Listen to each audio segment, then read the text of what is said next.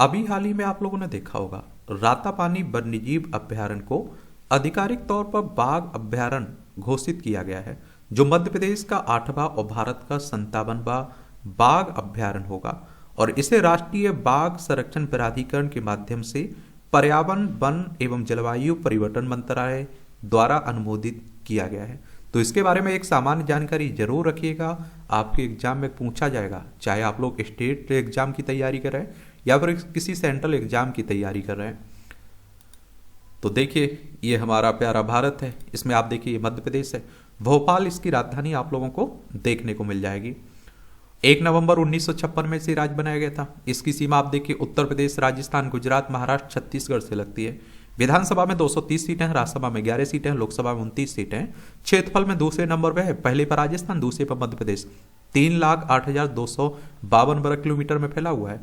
मोहन यादव यहाँ के chief minister हैं, मुख्यमंत्री हैं, और मंगूभाई सी पटेल यहाँ के राज्यपाल, गवर्नर आपको देखने को मिलेंगे।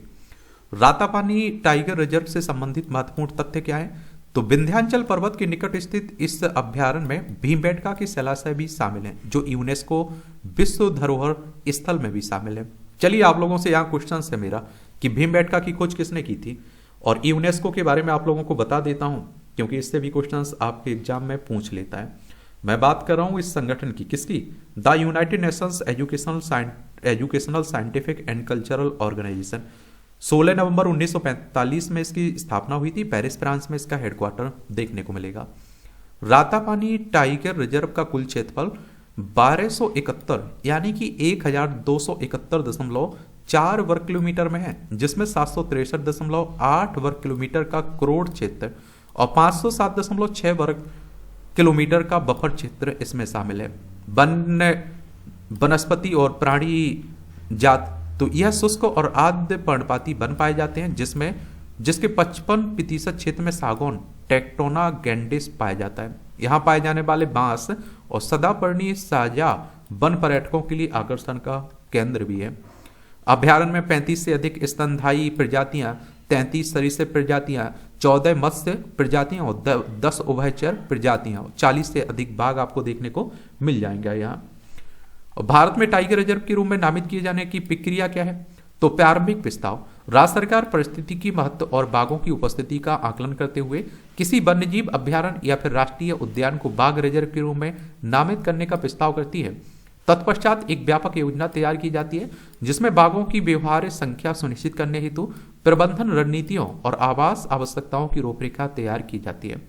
NTCA का अनुमोदन, प्रस्ताव और संरक्षण योजना को समीक्षा और मूल्यांकन हेतु राष्ट्रीय बाघ संरक्षण प्राधिकरण को प्रस्तुत किया जाता है। सिद्धांत अनुमोदन, तो आप देखिए राष्ट्रीय बाघ संरक्षण प्राधिकरण समृद्ध क्षेत्र को बाघ संरक्षण के लिए महत्वपूर्ण तथा वित्त पोषण के लिए पात्र होने की मान्यता देते हुए सिद्धांत अनुमोदन प्रदान करता है।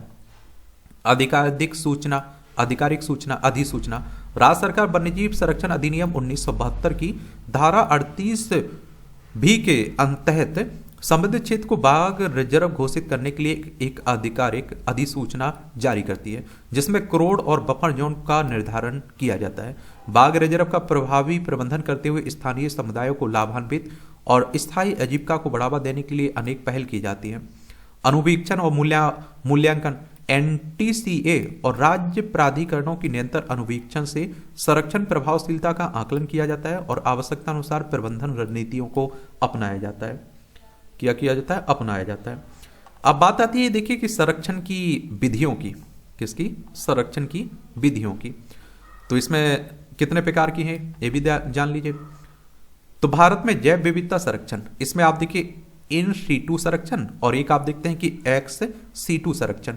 इन सीटू संरक्षण की बात करें तो इसमें आप देखिए राष्ट्रीय उद्यान हो गया, वन्यजीव अभ्यारण्य हो गया, बायोस्फीयर रिजर्व हो गया। इसमें राष्ट्रीय उद्यान की बात करें तो आप देखिए लाभ परिस्थितिकी अखंडता, लाभ सतत संसाधन उपयोग और लाभ परिस्थितिकी तंत्र संरक्षण।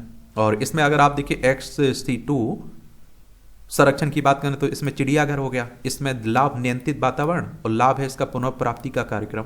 वनस्पति उद्यान हो गया, लाभ है इसका अनुवांशिक सामग्री संरक्षण। वन्यजीव अभ्यारण्य, टाइगर रिजर्व और बायोस्फीयर रिजर्व के बीच अंतर क्या है, इनके बारे में भी याद रखिएगा। इनकी ये परिभाषा है। वन्यजीव अभयारण्य की बात करें तो वन्य वनस्पतियों और जीवों की विशिष्ट प्रजातियों तथा उनके आवासों के संरक्षण हेतु समर्पित एक क्षेत्र जिसका स्वामित्व सरकार या निजी संस्थान के पास होता है।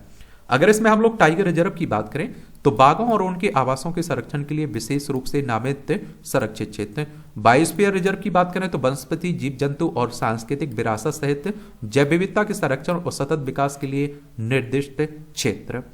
अगर हम लोग इसके प्रबंधन प्राधिकरण की बात करें तो वन्यजीव अभयारण्य की बात करें तो राज्य सरकारों या फिर निजी संगठनों द्वारा प्रबंधित होते हैं। और टाइगर रिजर्व की बात करें तो पर्यावरण, वन एवं जलवायु परिवर्तन मंत्रालय के अंतर्गत राष्ट्रीय बाघ संरक्षण प्राधिकरण द्वारा प्रबंधित होते हैं। अगर हम लोग बायोस्फीयर रिजर्व की बात करें तो स्थानीय समुदायों के सहयोग से पर्यावरण, वन एवं जलवायु परिवर्तन मंत्रालय द्वारा प्रबंधित होते हैं। इसमें अगर हम लोग बात करें इनके सार्वजनिक पहुंच की तो आप देखिए वन्यजीव अभयारण्य में सामान्यतः यह कुछ गतिविधियों पर प्रतिबंध के साथ आगंतुकों के लिए खुला है। और अगर हम लोग टाइगर रिजर्व की बात करें तो मानवीय प्रावधान को न्यूनतम करने के लिए प्रवेश को विनियमित किया जाता है, पर्यटन को निर्दिष्ट क्षेत्र में ही अनुमति दी जाती है। और इसमें अगर हम लोग बायोस्फीयर रिजर्व की बात करें तो सीमित सार्वजनिक पहुंच मुख्यतः अनुसंधान और शिक्षा संबंधी प्रयोजनों के लिए। अगर हम लोग इसकी विधिक ढांचे की बात करें किसकी, वन्यजीव अभयारण्य की, तो वन्यजीव संरक्षण अधिनियम 1972 द्वारा शासित है। और अगर टाइगर रिजर्व की बात करें तो वन्यजीव संरक्षण अधिनियम 1972 के तहत बाघ संरक्षण के लिए विशिष्ट प्रावधान के साथ स्थापित है।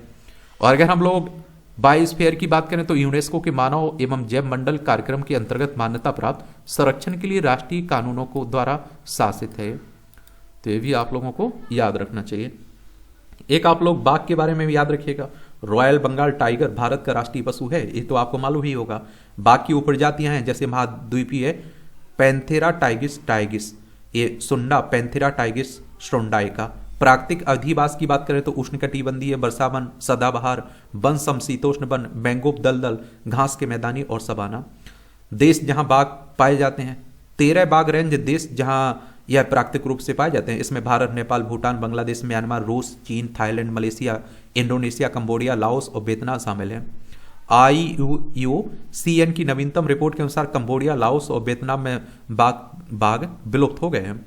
इसकी संरक्षण की स्थिति की बात करें तो ये IUCN रेड लिस्ट में लुप्त पर्याय प्रजाति के रूप में शामिल है, सिटीज परिशिष्ट 1 में शामिल है, WPA 1972 की अनुसूची 1 में शामिल है। अब आप देखते हैं कि इसके खतरे के लिए आवास विखंडन, अवैध शिकार इसका होता रहता है, मानव वन्यजीव संघर्ष भी होता रहता है। अगर हम लोग इसके संरक्षण संबंधी प्रयास की बात करें तो इंटरनेशनल बिग कैट्स एलायंस, इसे IBCA के नाम से जानते हैं, बाघ, शेर, तेंदुआ, हेमतेंदुआ, चीता, जेगुआर, प्यूमा नामक 7 बड़ी बिल्लियों के संरक्षण के लिए भारत द्वारा शुरू किया गया T*2 अभियान।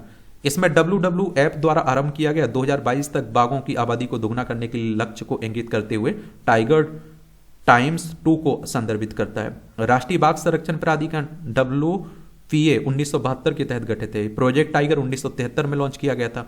बाघों की गणना भी प्रत्येक 5 वर्ष में होती है और भारत में इनकी संख्या सबसे अधिक है। बाघ 2022 तक भारत में बाघों की संख्या 3167 थी। मध्य भारतीय उच्च भूमि और पूर्वी घाट में इनकी संख्या सबसे बड़ी आबादी पाई गई है और ये भी आप लोगों को याद रखना चाहिए। नागार्जुन सागर है ना आंध्र प्रदेश में, सबसे बड़ा टाइगर रिजर्व है। और आप देखते हैं जबकि ओरंग असम में है, सबसे छोटा एक और क्षेत्र है, ये भी आप लोग याद रखिएगा। तो रातापानी नया आप देखते हैं कि टाइगर रिजर्व है। आपका कोई सवाल हो मेरे लिए, सुझाव हो तो आप लोग बता सकते हैं। धन्यवाद।